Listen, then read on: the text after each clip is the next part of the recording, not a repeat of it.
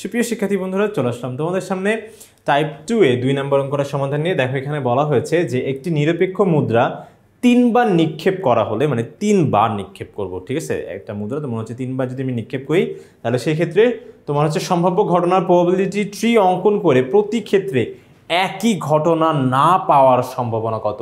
মানে একই ঘটনা আসতে পারবে না, মানে যতবারই আমি হচ্ছে নিক্ষেপ করব, এই যে তোমার হচ্ছে যে এমন হতে পারে যে প্রথমবার নিক্ষেপ করলাম হেড আসলো, দ্বিতীয়বার নিক্ষেপ করলাম হেড, তৃতীয়বারও হচ্ছে হেড আসছে, তাহলে এইগুলা কিন্তু একই রকমের ফলাফল হওয়া যাবে না। তাহলে সেটা হওয়ার সম্ভাবনা কত? তো সেক্ষেত্রে দেখো আমরা যদি তোমার হচ্ছে এখান থেকে নমুনা ক্ষেত্রটা একটু দেখি। এই দেখো প্রবাবিলিটি ট্রি থেকে, দেখো প্রবাবিলিটি ট্রিতে আমরা জানি এটা হলো ধরো প্রথম মুদ্রাটা। তো প্রথম মুদ্রায় তোমার হচ্ছে নিক্ষেপ করলে হয় হেড আসতে পারে, না হয় কি আসতে পারে বলো তো, টেল আসতে পারে। তারপরে এইখান থেকে আরও তোমার হচ্ছে ব্রাঞ্চেস, মানে শাখা প্রশাখা তৈরি হবে।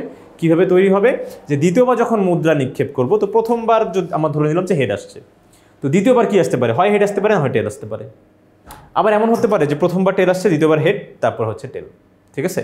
তাহলে ঠিক একই রকম কিন্তু এইখানেও তোমার হচ্ছে এইভাবে তোমার প্রবাবিলিটি দিয়ে আমরা কিন্তু সবগুলো শাখা আর সবগুলো পসিবিলিটিস কিন্তু বের করতে পারি।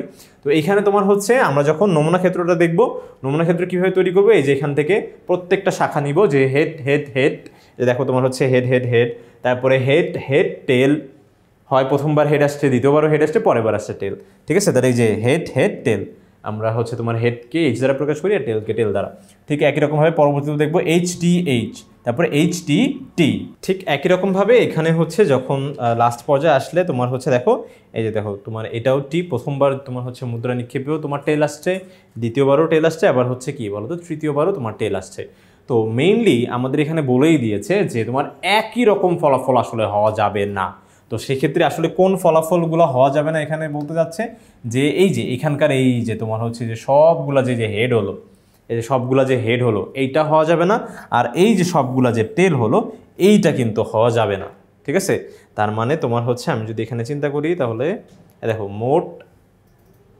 মোট এখানে হচ্ছে সম্ভাব্য ঘটনা কয়টা হচ্ছে, যে প্রত্যেকটা এই নমুনা বিন্দুর, যে আমরা জানি তো নমুনা ক্ষেত্রের প্রত্যেকটা তোমার হচ্ছে এই যে তোমার ঘটনাকে বলা হয় হচ্ছে কি বলতো, নমুনা বিন্দু।